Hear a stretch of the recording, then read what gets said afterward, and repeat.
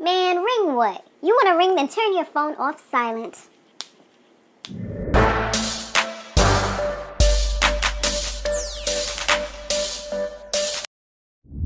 Hey, what's up? What's going on, everybody? You have now tuned in to my Love and Hip Hop recap. It's almost the finale, you guys. You guys have been rocking with me from beginning to end, and I definitely appreciate you guys. Are you guys going to be watching Love and Hip Hop Hollywood? I'm most likely going to watch it, but I think I'm going to just like take that season off and just kind of like focus just solely on, I guess, Basketball Wives, if it's still going to be coming on. I'm not sure when the end of that one is, and also to focus on just doing Power when I have the time to be able to do it. Those are what I'm going to do right now. But, yeah, you guys can definitely let me know if you will be watching it. Darn. Everything. It's like I forgot to charge everything, I swear. But, yeah, let's go ahead and get right into it.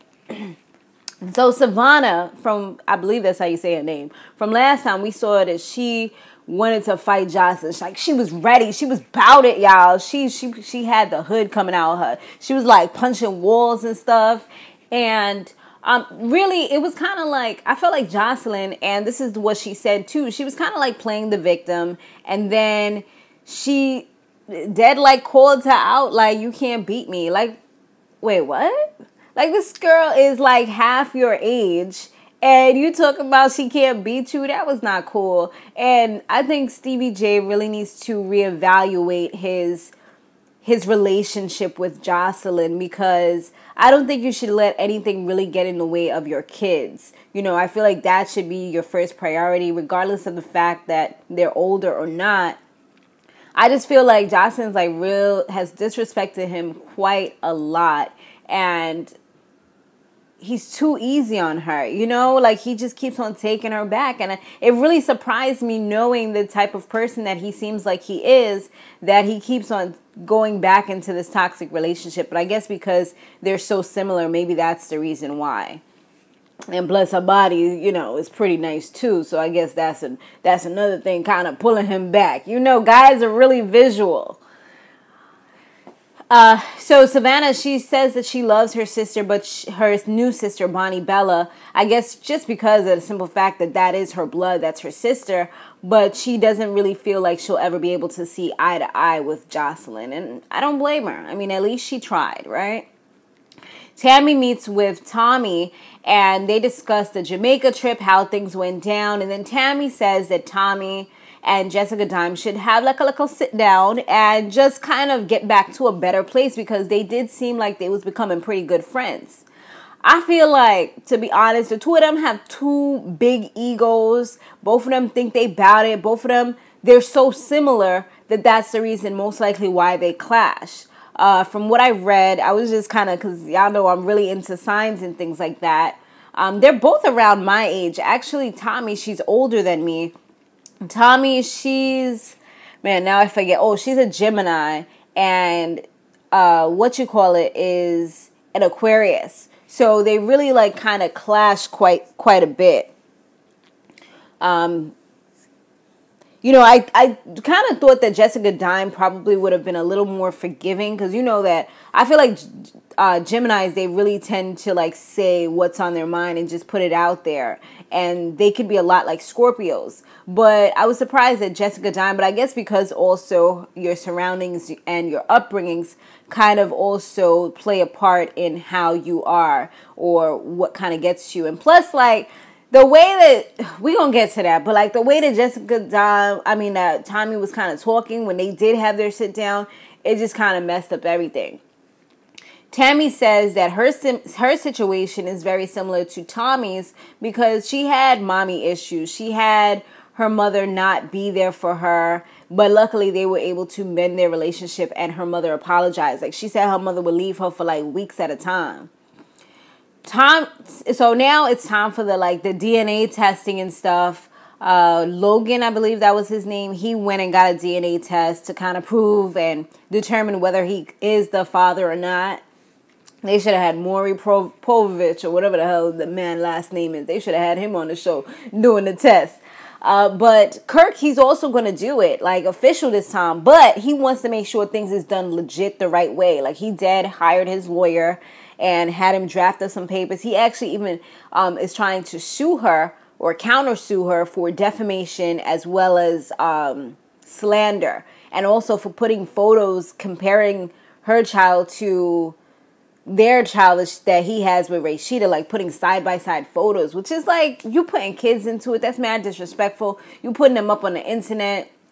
Like, he really tries to keep this under wraps, but I'm like, at the end of the day, you're a celebrity now. You know, even if you were in the background before, nobody really knew who you was like that unless they were like probably in the music industry. Now you're out there. People know your name. They know who you are. They've seen you mess up before. So any opportunity they can get, they're going to try to put it out there. And they know you got them coins, so they're going to try to get in your pockets. Like, he needed to be really smarter than that and not just think about, you know, giving up the goods. You know, messed up once before, and then you're going to do it again. And this, of course, was recent because the kid is so young. So it's not like you could pretend like, oh, I changed, I became a new man. Nah, bruh, you did the same thing, but to the 10th power. Like, this is even worse. And I don't think that Rashida should really take him back.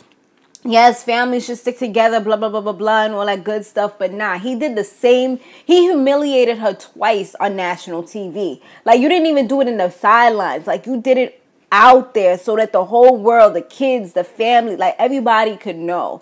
This is, like, that's, for me, that would be beyond forgivable, because it's like the whole entire world knows. It's like, there's no sweeping it under the rug. Let's pretend it didn't happen. Let's go back to our normal day-to-day lives. It's like, I gave you an opportunity. I gave you a chance, and you did it even worse. Like, just that you think it could be a possibility. But then again, he admitted that he had sex with her. But that there could be a possibility that this is your child. That means that you probably slept with her unprotected. Like, that's just a whole nother level of you trying to bring AIDS and STDs. If not that, you trying to give somebody some... What's the other one called? HPV. I mean, if she doesn't have it already, because almost everybody in the world has it. They try to scare you. But you know what I'm saying? Like, something. All right. So now he had him draft up also a divorce paper, just because he's like, if he is the father of this child, he doesn't want her money to get wrapped up in this. He don't want her to get caught up in the BS, because, you know, if they can't get the money from him right away, they going to start taking from her pockets as well. And they probably going to combine the incomes, and it's going to be taken away from both of them. So, I mean, I think that was the right thing for him to do. But the way that he did it, I feel like was kind of messed up, because later in the show, they showed like she was having like a getaway with the family. He ends up popping up there, and he gives her the divorce papers. I guess it's separation and not divorce. He gives her those papers in front of the kids. Like, what? The daughter, his daughter, and their son had to like go upstairs real quick, because I just felt like that wasn't the time. Like, you trying to quote unquote mend things, bring the family back together, and you gonna give us separation papers in front of everybody. That wasn't. He don't be thinking. Like, I don't know what's up with that man. Tommy and Dime, they got on their Sunday's best, and they end up having like a little fake ass boardroom meeting with Rashida and Tammy along their sides, their girls. And it started off okay. Tammy says that she didn't like how Jessica Dime was handling Tammy, because that's her girl. You know, she felt like she kind of sabotaged her opening that she had, and she wasn't feeling that neither. So Tommy, she kept it real, and she was saying stuff, and she just kind of said she has issues, and then she was like, she has a lot of issues, and anyone around her can get this work. Hold on, wait a minute. So Jessica Dime, she caught that shade real quick, like, hold on, you're not gonna put no work on me. She was like, that's what you're not gonna do. Cause I understand that Tommy was saying what was on her mind, you know, she was being really real, but I feel like she used the wrong words.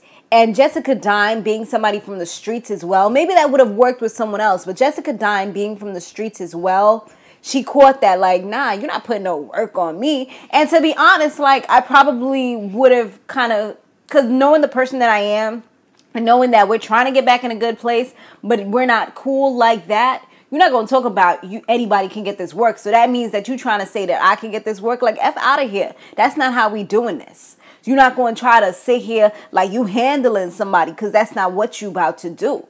So then they started like going back and forth. You know, I guess security was ready. They already knew that this could go south. So they was ready. They kind of pulled them back from each other. And yeah, that's pretty much the end of it. I mean, Tammy was just like, damn, like I really tried to get them back together. And they are very similar, but the people that they are, it's just not going to work. And it's true. It's like they're too much alike. Like even from the beginning when they first started like being cool, kikiing over the bar, I was just like, I don't see this going in a good direction. Just because I know how Tommy, she just says whatever's on her mind. And Jessica, I feel like she's a little bit more calm compared to her, like a little more reserved, but she catches things real quick too, and she's very intelligent, and she's not going to let you handle her, especially on national TV. Maybe if y'all was having a little secret private meeting or something, like really secret without no cameras, maybe it would have went a little bit different, but nah, you ain't about to do that. You know what I mean? And so that was pretty much how that went. Savannah, she met with Mimi, kind of told her about the whole situation, and Mimi's just like, this dude's an idiot. Like, he really needs to get his life together, because she's really trying to pull him away from anybody that he's associated with, including his own children. So she's like, he really needs to like reevaluate his life and what he's doing. But that was pretty much the episode, you guys. Let me know your best part, what you really thought about this episode, and what you thought about the whole Jessica Diamond and Tommy situation. Did you think that it was going to go well? Thanks for watching. Stay fabulous, live free, and soar limitless. I will see you in the next one. Later.